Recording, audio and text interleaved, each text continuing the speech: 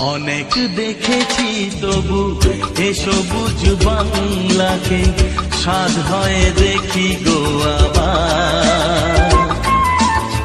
তোমার মতন এত অপরূপ সুন্দর কাউকে তো দেখিনি গো আর। কত যে সাগর নদী পেরিয়ে এলাম আমি, কত পথ হলাম যে পার।